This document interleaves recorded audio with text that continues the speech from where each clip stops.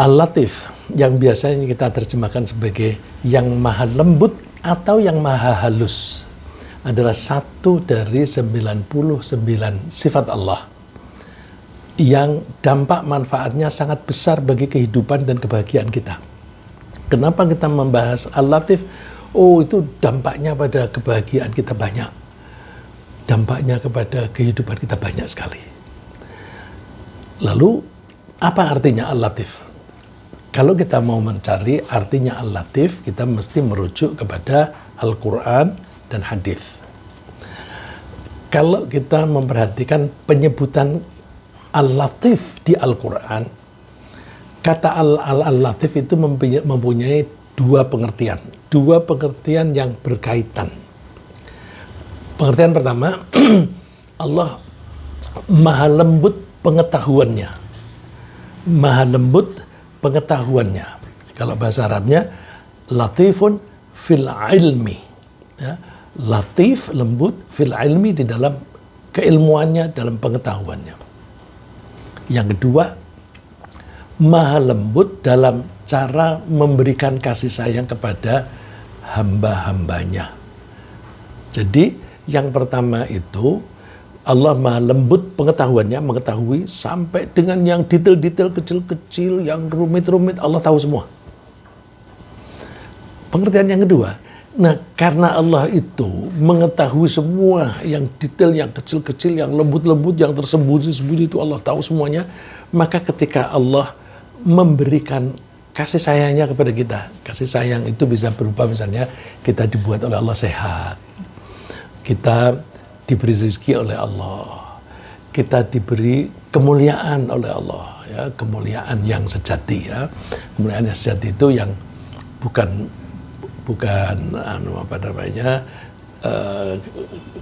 yang topeng-topeng, ya. Orang itu suka membuat citra, ya, membuat citra supaya kelihatan lebih baik daripada aslinya, bukan, ya. Jadi Allah itu kalau memberikan kasih sayangnya kepada hambanya, kepada kita, Allah memberikannya itu secara lembut. Lembut ini apa ya kalau dalam tindakan? Mungkin dalam bahasa Inggris bisa dikatakan subtle and sophisticated. Ya, subtle itu tulisannya subtelah, ya, subtelah, bacanya subtle. Di Allah kalau memberikan kasih sayangnya kepada kita, memberi rezeki kepada kita, itu caranya subtle. Liku-likunya itu macam-macam yang kita seringkali tidak tahu. Ya. Macam-macam kita tidak tahu karena apa? Kaitan satu dengan yang lain itu kita nggak paham. Tahu-tahu rezeki datang. Gitu. Ya. Mari kita bahas satu persatu. Jadi saya ulang. Al-Latif itu arti pertama adalah bahwa Allah itu maha lembut pengetahuannya. Yang kedua, Allah maha lembut dalam cara memberikan kasih sayangnya kepada hamba-hambanya. Mari kita bahas yang pertama. Tentu Allah maha lembut dalam pengetahuan. Karena apa? Karena semua yang ada, benda di alam raya ini, baik benda itu benda padat, benda gas, benda cair, itu yang menciptakan Allah. Dan benda-benda itu punya molekul-molekul, punya sel-sel, punya bagian-bagian yang kecil-kecil. Karena Allah itu yang menciptakan semuanya itu, pasti Allah mengetahui. Ya. Kita ambil yang gampang, yang kita sering ketemu, setiap hari kita ketemu, di antara benda yang kecil yang kita lihat adalah seekor nyamuk. Allah menciptakan nyamuk itu dengan berbagai kelengkapan. Kelengkapan ada kaki, ada mulut, ada sayap, dan di dalam perutnya itu juga ada usus dan sebagainya. Yang pasti lebih kecil daripada nyamuk itu sendiri secara utuh. Dan ada aliran darah di situ, ada saraf di situ, ada otot di situ. Pasti Allah tahu. Karena Allah itu yang menciptakan itu semuanya. Contoh lain yang ada di dalam tubuh kita. Di dalam tubuh kita ini ada darah. Di dalam darah merah itu ada benda-benda kecil-kecil yang kita suka menyebut hemoglobin. Ya. Nah, setiap sel darah merah itu mengandung hemoglobin. Apa itu hemoglobin? Hemoglobin itu protein yang kaya zat besi. Loh, coba barangnya sudah kecil, terus dia mengandung zat besi. Zat besi itu penting karena zat besi itu berfungsi mengikat oksigen dari paru-paru. Darah kita dari jantung dipompakan ke paru-paru. Nah, terus paru-paru itu ada oksigen dari pernafasan kita. Itu ditangkap oleh zat besi tadi. Dan darah itu mengalir, maka oksigen tadi diantarkan, ditransportasikan ke seluruh tubuh, ke seluruh organ tubuh, sampai ke bawah kuku-kuku kita ini. Ya, jadi oksigen diambil oleh sel darah merah, di situ ada zat besi untuk menangkap oksigen, terus dialirkan ke seluruh tubuh kita supaya oksigen itu bisa dipakai oleh badan kita. Setelah dipakai, hasil dari pemakaian itu dikeluarkan lagi namanya karbon dioksida. Nah, karbon dioksida itu ditangkap lagi oleh dia, terus dibawa lagi ke paru-paru. Ketika di paru-paru, dilepaskan. Jadi di dalam paru-paru itu, sel darah merah itu mengambil oksigen yang bersih sambil mengeluarkan karbon dioksida yang kita anggap sudah kotor. Dikeluarkan dari tubuh. Karena Allah lah yang menciptakan benda kecil semacam itu dengan fungsinya yang bermacam-macam itu, maka Allah pasti mengetahui segala hal yang berkaitan dengan hemoglobin. Misalnya, Allah mengetahui apakah jumlah hemoglobin di dalam darah kita itu jumlahnya cukup atau kurang. Kalau kurang, kita bisa sakit. Nah, jadi Allah menjaga supaya itu. Nah, terus kemudian fungsinya, itu apakah berfungsi dengan normal atau tidak. Pasti Allah mengetahui. Logikanya gampang. Yang menciptakan kan Allah. Kalau Allah yang menciptakan, pasti tahu. Allah mempertanyakan kepada kita kalau kita tidak tahu. Ala ya'lamu man khalaq. Apakah orang yang menciptakan itu tidak tahu? Tentu tahu dong. Nah, karena itu, maka Allah itu wa huwal latiful khabir. Allah itu maha lembut, lagi maha mengetahui. Nah, al-khabir itu seringkali diartikan maha mengetahui. Cara mengetahui kalau manusia, kita bisa mengetahui melalui mendengar informasi dari orang. Kita bisa mengetahui dari pengamatan kita, penglihatan. Kita bisa mengetahui dari rasa dan sebagainya. Nah, itu kalau manusia. Ibaratnya kalau Allah misalnya menggunakan alat itu, Allah itu mengetahui dengan berbagai alat tadi. Tapi kembali, saya tadi bilang alat itu hanya ilustrasi kita. Allah tidak membutuhkan alat. Nah, kalau Allah membutuhkan alat berarti Allah lemah. Jadi itu hanya ilustrasi supaya kita mudah paham. Ya. Kemudian ciptaan Allah itu banyak ragamnya. Di antara benda-benda ciptaan Allah itu ada yang bisa kita amati dengan indera, tapi banyak ciptaan Allah yang kita tidak bisa mengamati dengan indera. Apa itu? Roh kita. Kita tuh masing-masing punya roh, tapi kita nggak pernah lihat roh kita. Yang nempel pada diri kita aja kita tidak melihat, apalagi malaikat. Oh, jangankan malaikat, kita melihat gas yang bertebaran di depan kita. Di depan kita ini udara ini kan ada bermacam-macam gas. Ada oksigen, ada nitrogen, ada ozon dan sebagainya. Kita nggak bisa lihat. Bukan karena itu tidak ada, tapi karena keterbatasan mata kita. Saya lebih cenderung mengatakan keterbatasan kemampuan mata kita, bukan kelemahan, ya. Karena kita tidak bisa lihat jin, setan, ya, atau hantu. Kita nggak melihat. Bukan karena kita lemah, karena memang kita dibuat oleh Allah tidak bisa melihat jin. Kenapa tidak bisa melihat? Karena Allah sayang pada kita. Coba kalau kita itu melihat jin, kita nggak bisa tidur itu. Karena kalau kita melihat di kiri kanan kita ada jin berkeliaran, kita bisa takut. Apalagi malaikat-malaikat. Melihat malaikat, oh bisa ketakutan. Wah, jangan-jangan malaikat ini ditugasi Allah untuk mencabut nyawa saya nih. Aku mau mati nih. Jadi kita memang dibatasi kemampuan kita melihat, kemampuan kita mendengar, semuanya itu karena kasih sayang Allah. Ya. Tentu Allah mengetahui keberadaan semua benda ciptaannya sendiri. Dan juga mengetahui pergerakan atau perilaku mereka. Pergerakan misalnya. Kalau kita melihat benda padat, itu kan ada molekul-molekulnya. Molekul-molekulnya itu lengket. Begitu ketat sehingga menjadi padat. Kalau air, itu molekul-molekulnya ikatan satu dengan yang lain agak longgar. Sehingga dia tidak bisa berbentuk sendiri. Lebih longgar lagi, gas. Itu molekul-molekulnya itu bergerak-gerak terus. Ya, bergerak-gerak terus. Nah itu pasti Allah mengetahui apakah molekul itu lengket atau tidak dan sebagainya, itu Allah mengetahui. Apalagi yang besar-besar, seperti misalnya daun-daun berjatuhan.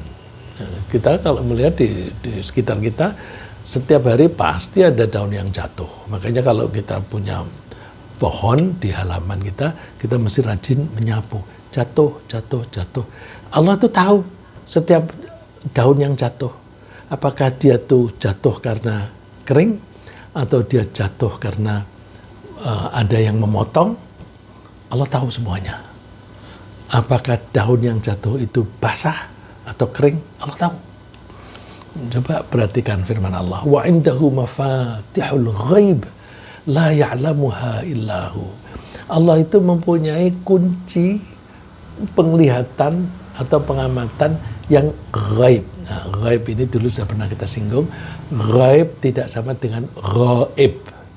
Ghaib itu benda-benda yang dimensi ruang dan dimensi waktunya beda dengan kita. Karena dimensi ruang dan waktunya beda, maka kita tidak mempunyai kemampuan untuk melihatnya atau mendengarnya. Contohnya, kita sekarang tinggal di alam dunia. Alam dunia ini kita bisa menyaksikan. Di depan kita ada laptop atau HP. Itu kita bisa melihatnya karena dimensi ruang dan waktunya sama. Tapi kita tidak bisa melihat alam yang lain, alam akhirat. Alam akhirat itu sudah ada. Surga dan neraka sudah ada. Mungkin nggak di depan kita ada surga? Mungkin saja. Tapi kita tidak bisa melihat karena dimensi ruang dan waktunya beda. Nah, Allah itu tahu semuanya. La ya'lamuha illahu. Tidak ada yang mengetahui yang ghaib tadi kecuali Allah. Terus yang nyata-nyata yang kita bisa melihat, wa ya'lamu ma fil barri wal bahr, dan Allah mengetahui semua yang ada di daratan dan semua yang ada di lautan. Kita tidak tahu apa yang ada di bawah kita.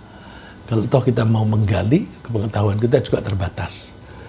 Di situ ada macam-macam pasir, pengetahuan kita tentang pasir juga terlalu sedikit. Nah, Allah tahu semuanya. Di laut itu juga Allah mengetahui semuanya. Terus yang saya ilustrasikan tadi sebagai daun, Allah menyebutnya wa ma tasqutu min waraqah wa ma tasqutu min waraqatin illa ya'lamuha. Tidak ada daun yang jatuh kecuali Allah pasti mengetahuinya. Wala habbatin fi dhulumatil ardi wala radbin wala yabisin illa fi kitabim mubin. Dan juga tidak ada benih. Apakah benih itu di tempat yang gelap di dalam tanah? Atau semua yang basah? Atau yang kering?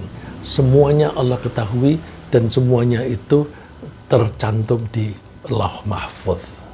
Nah, jadi pengetahuan Allah itu beda jauh sekali dengan kita. Ya, oleh karena itu kalau Allah memberi informasi kepada kita, kalau kita belum pernah mengetahui, jangan buru-buru bilang nggak ada, buktinya mana?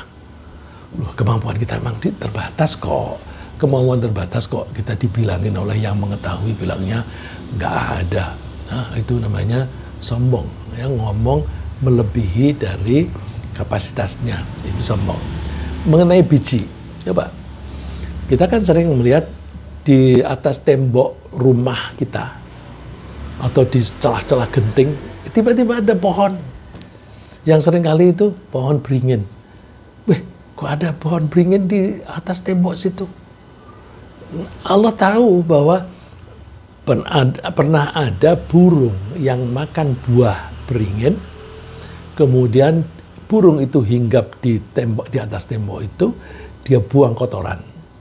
Benihnya itu masih ada dan masih bisa hidup. Kemudian ketika dia dijatuhi hujan, ada matahari, tumbuh benih itu. Kok Allah tahu bahwa di situ ada benihnya? Ya tahulah. Yang membuatkan Allah, yang membuat burung bisa terbang, bisa membawa itu kan juga Allah. Ya.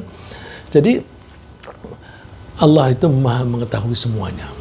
Nah, kalau Allah mengetahui semua benda ciptaannya dan segala pergerakannya, maka Allah pasti juga mengetahui apa saja yang sedang kita pikirkan. Kita ini dibuat oleh Allah. Di antara yang dibuat oleh Allah itu otak kita, pikiran kita, perasaan kita. Gejolak pikiran kita, itu Allah tahu. Terus kita itu misalnya meraba panas, dingin, yang kita rasakan Allah juga tahu.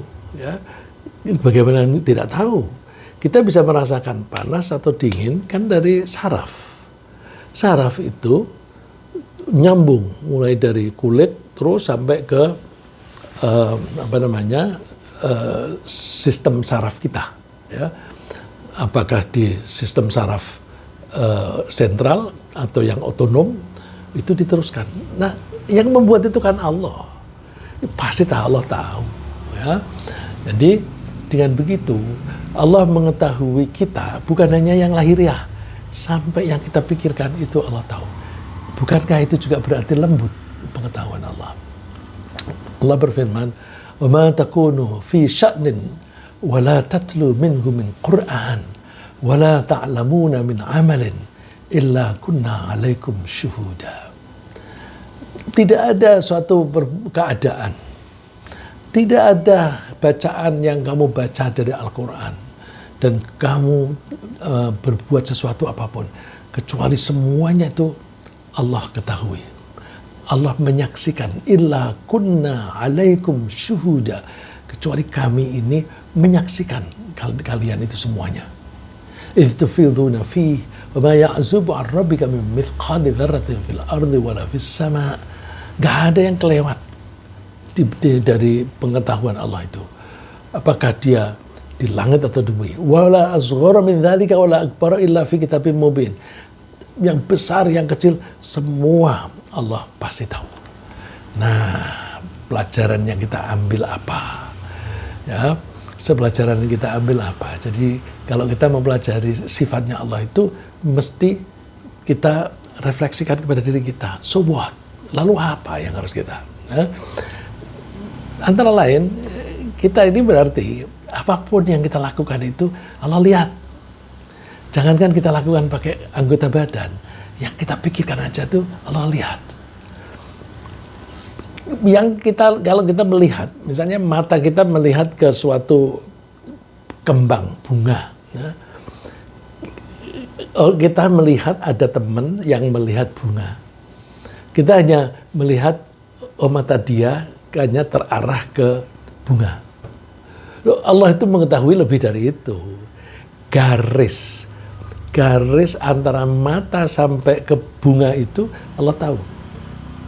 Nah, karena tahu, jadi kalau misalnya kita itu menipu orang lain, misalnya ya ini suka-suka kan kita ini, terutama yang laki-laki ya, terutama yang muda, yang tua juga bisa begitu. Misalnya ada wanita cantik, terus kalau ketahuan temennya bahwa kok masih tertarik ya melihat wanita cantik, itu malu-malu. Lalu terus caranya gimana? Ya pura-pura melihat sesuatu yang orang lain mengira melihat benda yang lain, bukan wanita tadi. Allah itu tahu misalnya itu sebenarnya dia itu melirik-lirik sebentar, ceret, balik lagi, ceret, balik lagi. Allah tahu. Karena garis lurus antara mata dan yang dilihat, objek yang dilihat itu Allah tahu. Ya.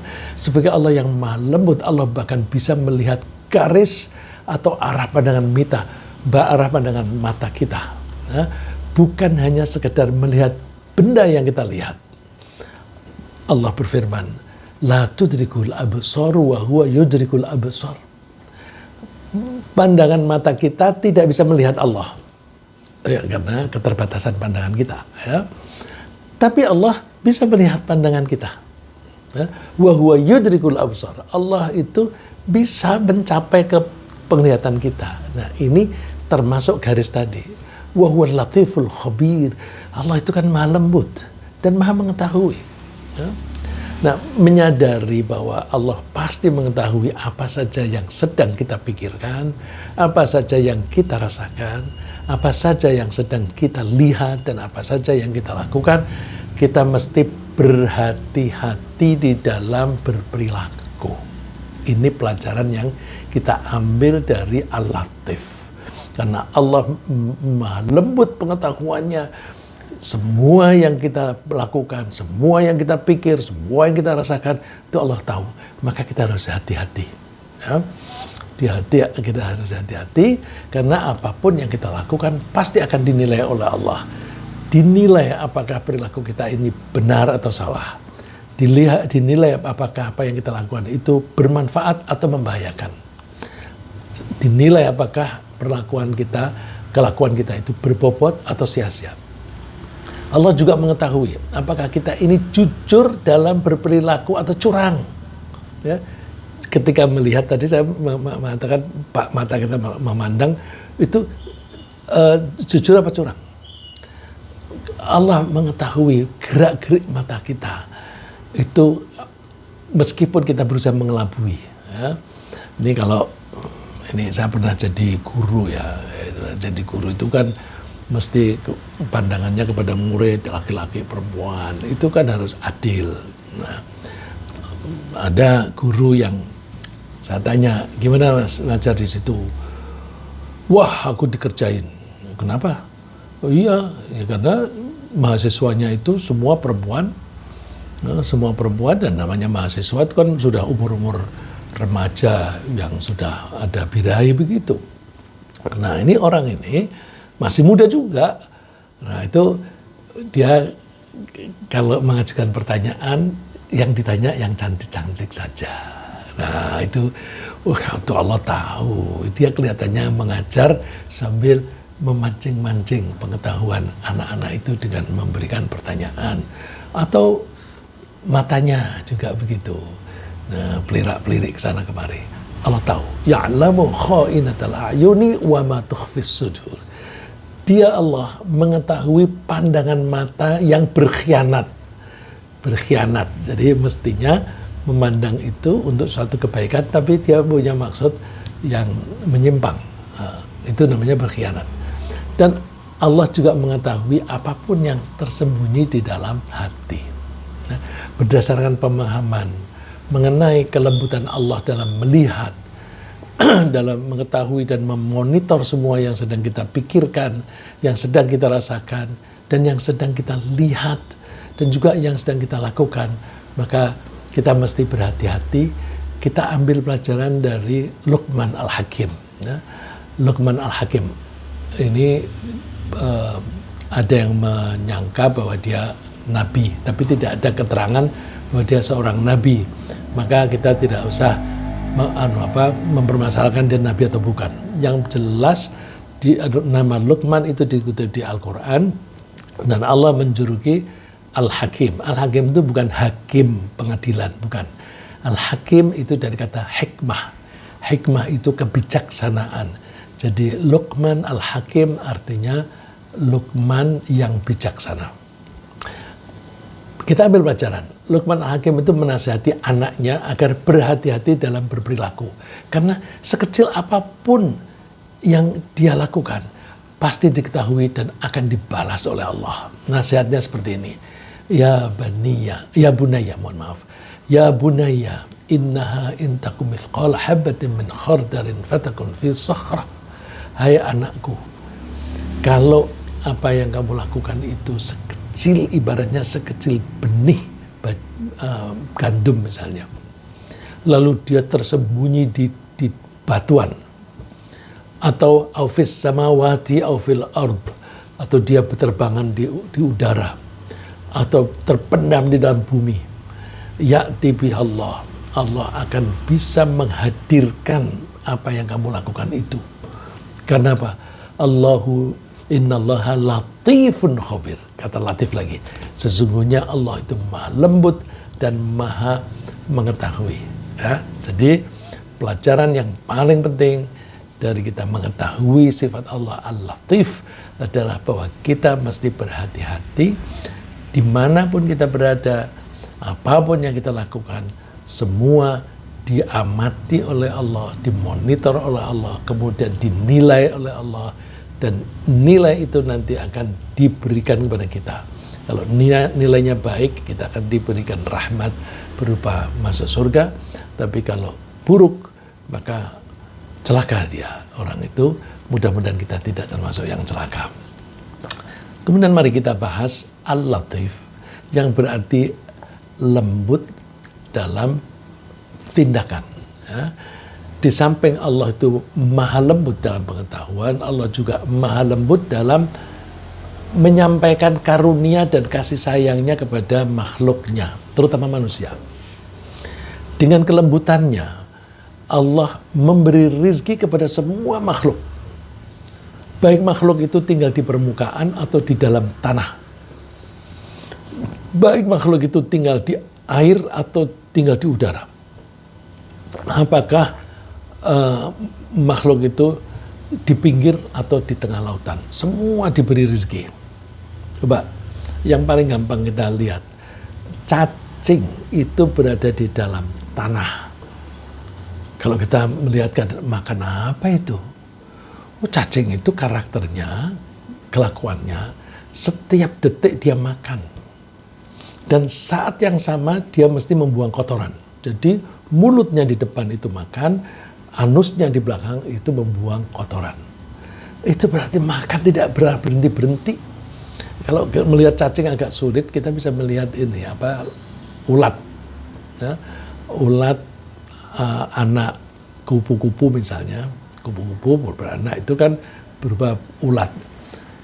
Ulat itu biasanya oleh kupu ditaruh di pohon-pohon. Nah, kalau kita lihat itu makan terus tuh, daun itu dimakan sampai jadi lubang-lubang atau menjadi habis daunnya. Itu nggak berhenti dia makan. Nah, cacing itu juga begitu, nggak berhenti. Jadi kok Allah tahu bahwa di situ ada cacing dan Allah tahu apa yang dia butuhkan untuk dimakan. Allah tahu, disediakan oleh Allah. Di laut, apakah ikan atau binatang itu berada di permukaan atau di dasar? Ya, karena ada binatang-binatang yang tidak mau di atas tapi di bawah. Karena kalau naik ke atas nanti dicaplok oleh makhluk yang lebih besar. Ya, ikan kecil itu takut kalau dimakan oleh ikan yang lebih besar dan sebagainya. Tapi tetap semuanya, apakah itu di dasar laut atau di tengah laut sana, tengah laut dalam, semua dikasih. Apakah makhluk itu kecil atau besar? Ikan paus yang besar, sekali makan itu ratusan atau ribuan ekor ikan kecil. Kebutuhannya memang banyak, tapi Allah kasih. Betapa lembutnya Allah di dalam memberi kasih sayang. Karena Allah itu maha lembut, maka ketika menyampaikan rahmatnya kepada makhluknya, itu juga cara-caranya itu lembut. Lembut yang kita seringkali tidak bisa melihat, ya, saking lembutnya. Allah memberikan gambaran kepada kita, Allahu latifum bi'ibadihi yarzuqu man yasha. Allah itu maha latif, maha lembut terhadap hamba-hambanya. Contohnya, Allah memberi rizki kepada siapapun yang dikehendaki oleh Allah. Nah, untuk memberi rizki semacam itu kalau kita manusia butuh kekuatan. Nah, Allah itu maha kuat. Karena kuat, Allah memberi makan di dalam tanah. Itu bisa. Kalau itu binatangnya ada di udara yang tinggi, misalnya, atau manusia sedang naik pesawat terbang yang tinggi sekali, kasih rezeki. Ya.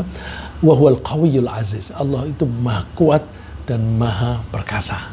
Ini tempoh hari kita bahas Allah itu al-qawi, kaitannya dengan memberi rezeki. Sekarang memberi rezeki kita kaitkan dengan sifat Allah yang latif. Jadi untuk memberi rizki kepada hambanya, Allah itu menggunakan kekuatannya dan menggunakan kelembutannya. Nah, begitu lembutnya cara Allah itu menyampaikan rizki, sampai-sampai makhluk termasuk manusia itu seringkali tidak mengetahui bagaimana caranya rizki itu bisa sampai kepada mereka. Nah, tahu-tahu udah nyampe gitu. Ya, misalnya lapar. Tiba-tiba ada teman datang, ngapain lo? Makan apa lo? Makan ini nih, ini enak nih, coba. Dikasih. Pas perutnya lapar.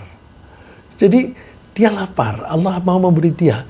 Allah menggerakkan temannya tadi untuk makan terang-terangan, terus mendekati dia. Dan karena pertemanan ini lalu terus kasih. Siapa yang mendatangkan orang itu untuk datang ke tempat orang yang lapar? Kan Allah. Nah, ini ada yang lebih subtle lagi, yang lebih lembut lagi, yaitu rizki kepada Ibu Maryam. Ibu Maryam itu ibunya Nabi Isa.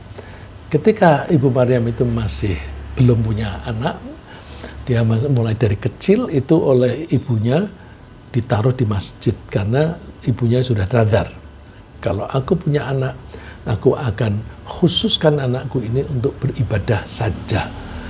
Nah, tapi ternyata yang lahir perempuan, maka tidak seperti laki-laki. Kalau laki-laki lalu terus bekerja di apakah bersih-bersih dan sebagainya. Tapi kalau perempuan, dia khusus di ruangan yang tertutup untuk perempuan saja. Ruangan itu biasa tertutup. Yang bisa masuk hanya pamannya Zakaria. Setiap saat Nabi Zakaria masuk ruangannya Ibu Maryam ini, setiap saat, ya, di sini kalimatnya kullama dakhala 'alaiha Zakaria al-mihrab. Setiap saat Zakaria itu masuk ke mihrab tempat Maryam berada. Nah, kullama itu setiap saat, kulla itu setiap, ma itu menunjukkan waktu, jadi setiap waktu, whenever, ya. Wajada indaha rizqa. Zakaria itu selalu mendapatkan ada rizki di situ. Seringkali rizki itu berupa buah yang tidak musimnya. Jadi Nabi Zakaria ini heran sampai dia bertanya, qala ya Maryamu anna laki hadza. Maryam, dari mana kamu dapat ini? Ya, kalau curiga kan mantas. Ini ada anak perempuan di dalam ruangan, kok selalu ada makanan. Ini siapa ini? Jangan-jangan ada laki-laki yang nelusup ke sini. Dijawab oleh Ibu Maryam, qalat huwa min indillah. Dari Allah. Innallaha yarzuqu man yasha'u bighairi hisab. Allah itu memberi rizki kepada orang yang dia kehendaki tanpa disangka-sangka. Juga bisa berarti tanpa diperhitungkan.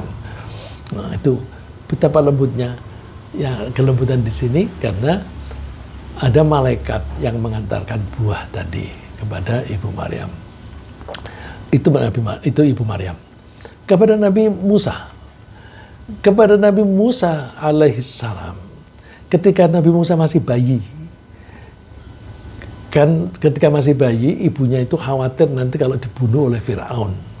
Karena khawatir dibunuh oleh Firaun, malah Allah menganjurkan, memerintahkan ibunya Nabi Musa ini, kamu hanyutkan aja di sungai, biar nanti ditemukan oleh keluarga Firaun. Loh, ini aku takut kalau ketangkap Firaun, malah ini disuruh menghanyutkan di sungai Nil, biar nanti ditemukan oleh keluarga Firaun. Beda kalau ditemukan oleh keluarga Firaun lewat razia, tentaranya merazia, wah itu dibunuh. Tapi kalau ditemukan oleh keluarga Firaun melalui peristiwa yang membuat terenyuh, yang membuat kasih sayang, mendatangkan kasih sayang, itu beda. Ya. Jadi Nabi Musa ketika masih bayi, itu Allah menghendaki bayi itu disusui langsung oleh ibunya sendiri. Bagaimana bisa menyusui sendiri?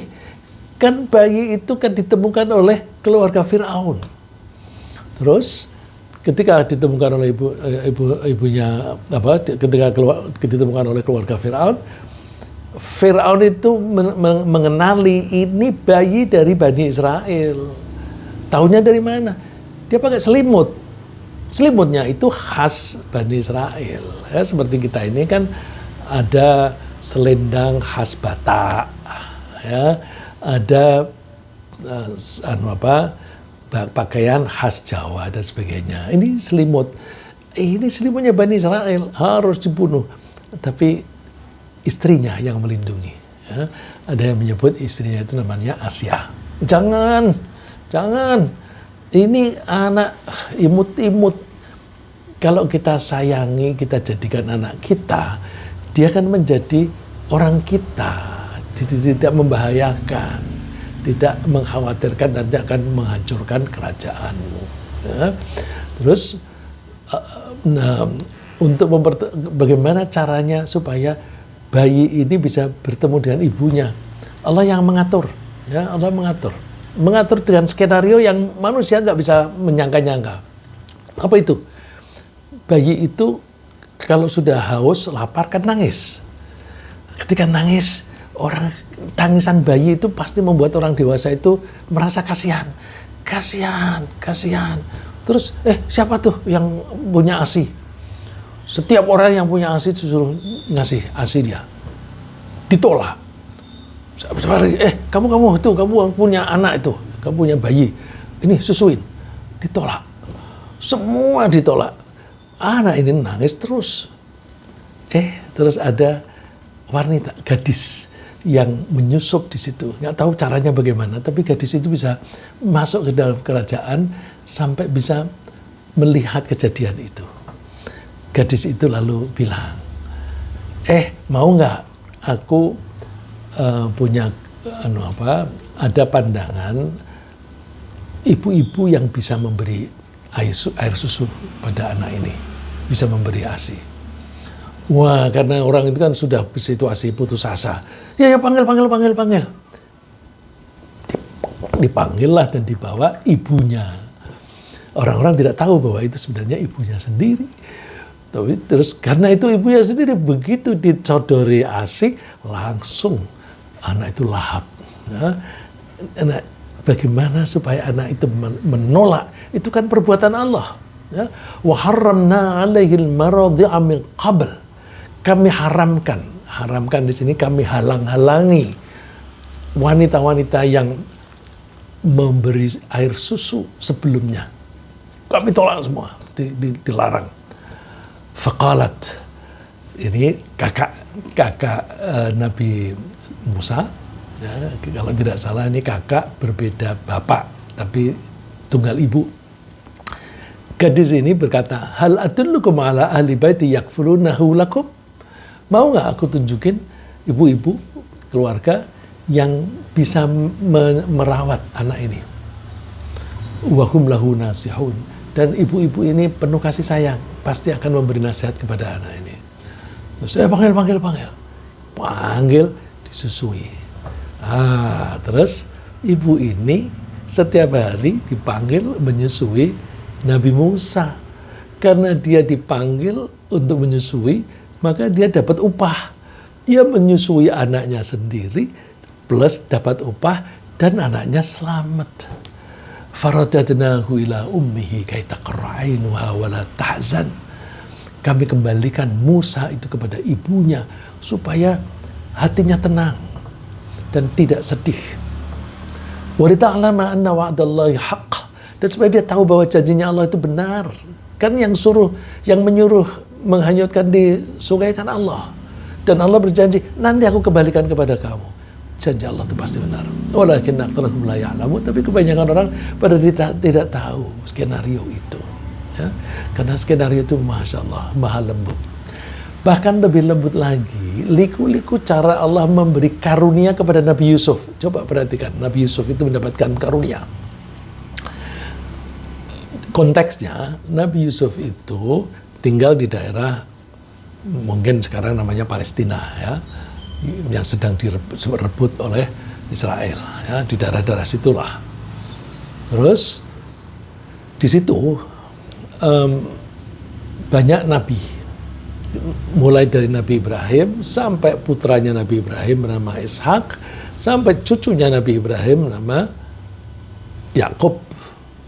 Nah, Allah ingin mendatangkan nabi di Mesir.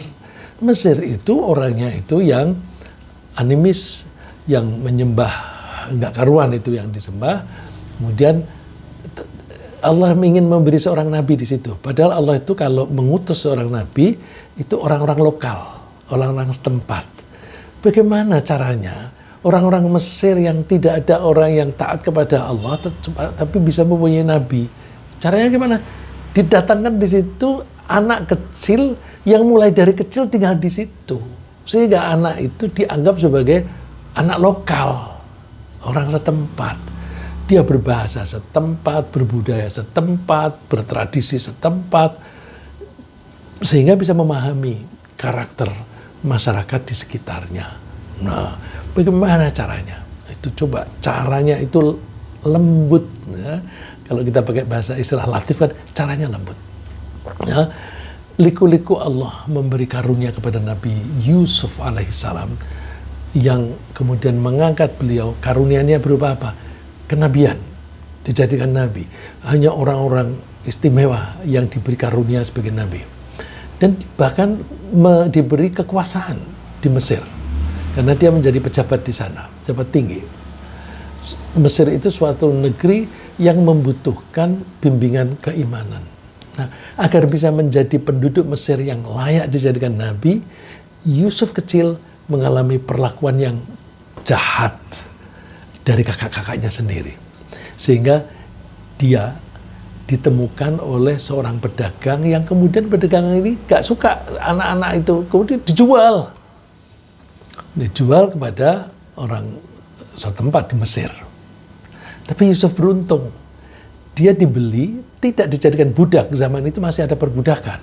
Jadi kalau orang membeli manusia itu biasanya dijadikan budak. Ini Nabi Yusuf kecil dibeli, tidak dijadikan budak, tapi dijadikan anak angkat. Nah, tapi gimana? Justru ibu angkatnya ini yang kemudian menjebloskan Nabi Yusuf itu ke penjara selama beberapa tahun.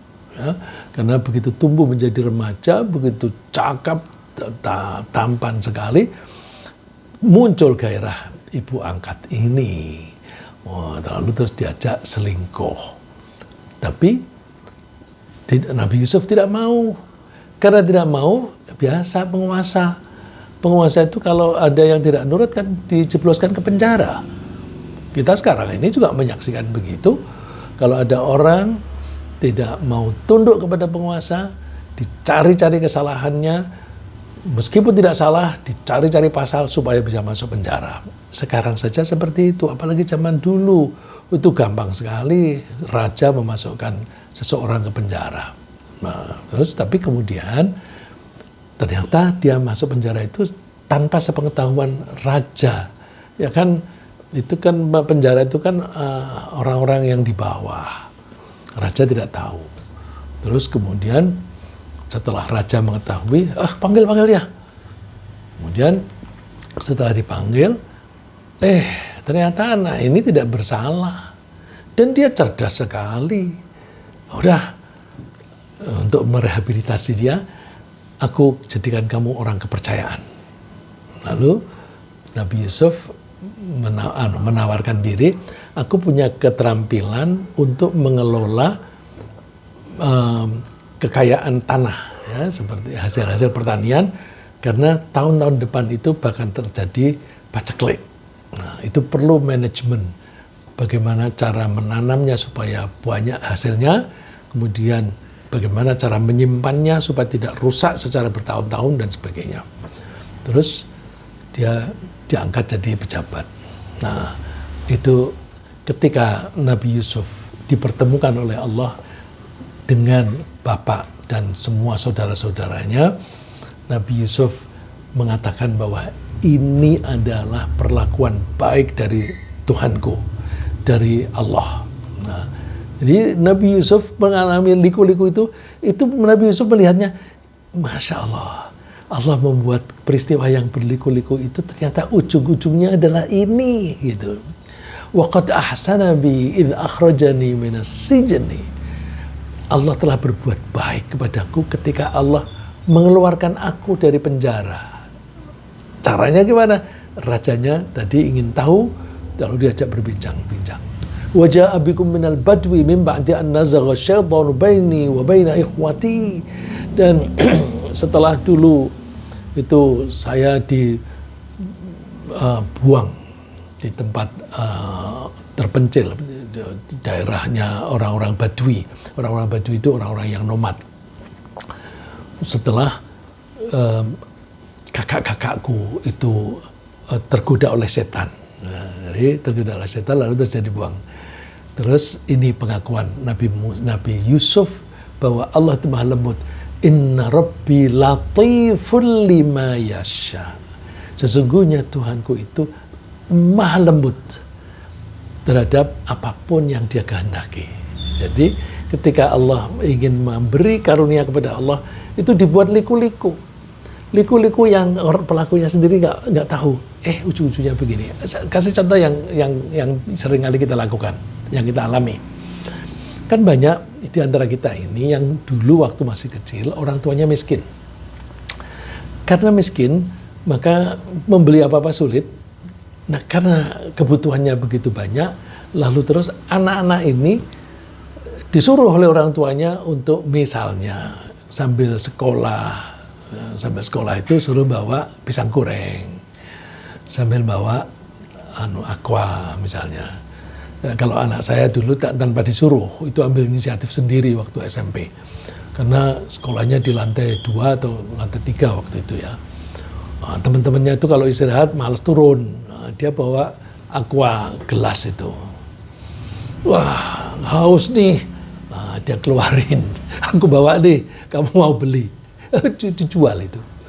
Ya, itu orang-orang anak-anak yang dari keluarga miskin itu ada saja ide-ide yang semacam itu. Nah, itu ketika dewasa dia kan sudah terlatih bagaimana cara cari duit.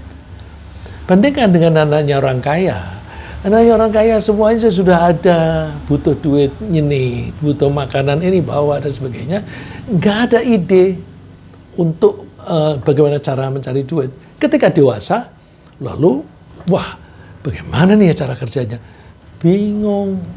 Anaknya orang miskin, gampang. Melakukan ini bisa, itu bisa, dan sebagainya. Maka seringkali anak-anak yang dulunya miskin, dulu hidupnya sulit, ketika dewasa menjadi orang yang sukses, karirnya bagus, rezekinya juga bagus. Nah, innahu wal alimul hakim. Allah itu maha mengetahui dan maha bijaksana. Jadi Nabi Yusuf bukannya dendam kepada kakak-kakaknya yang dulu menjebloskan ke sumur, tapi malah justru bersyukur kepada Allah. Luar biasa. Nah, ini pelajaran bagi kita. Kalau kita sekarang ini sedang mengalami kesulitan-kesulitan, jangan buru-buru mengeluh.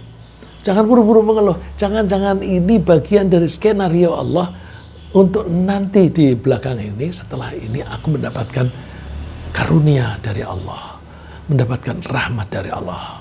Nah, jadi Allah memberi karunia yang besar kepada Nabi Yusuf itu karena keteguhannya dalam bertakwa kepada Allah. Kunci ini yang dikatakan oleh Nabi Yusuf. Kuncinya di mana? Teguh dalam bertakwa. Teguh dalam bertakwa. Kalau kita mengalami keadaan apapun, kita tetap teguh dalam bertakwa, insya Allah ujung-ujungnya baik.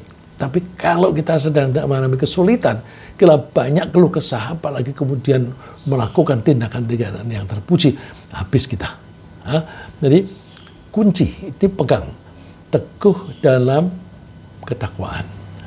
Meskipun Nabi Yusuf itu menghadapi cobaan apapun dan seberapapun beratnya, kalau kita bisa seperti itu, insya Allah Allah akan memberi karunia kepada kita sebagaimana Allah memberi karunia kepada Nabi Yusuf. Ketika Nabi Yusuf itu pertama kali menunjukkan kepada kakaknya bahwa aku Yusuf, kan ada trik-trik begitu tertentu yang insya Allah Bapak Ibu dan para santri sudah tahu semuanya. Ketika Nabi Yusuf menunjukkan diri bahwa dia adalah Yusuf, lalu kakak-kakaknya mengatakan, "Qalu a'innaka la anta Yusuf?" Apakah kamu benar-benar Yusuf? Qala ana Yusuf wa hadha akhi. Ya, aku Yusuf dan ini saudaraku Benyamin. Ya. Qad mannallahu alaina. Allah telah memberi karunia kepada kami. Kata kuncinya di sini berikut. Ini ajaran dari Nabi Yusuf. Innahu may yattaqi wa yasbir fa innallaha la yudhi'u ajral muhsinin. Ya, pelajaran dari Nabi Yusuf, dan ini juga diulang-ulang oleh Allah di Al-Quran. Sesungguhnya siapa yang bertakwa dan bersabar itu tangguh, bertakwa dan dia sabar dalam ketakwaan itu. Nah, saya tadi mengatakan tangguh dalam ketakwaan. Pokoknya takwa dan kita tangguh dalam ketakwaan. Pengertiannya seperti itu. Gabungan antara mayattaqi wa yasbir. Fa innallaha la yudhi'u ajral muhsinin.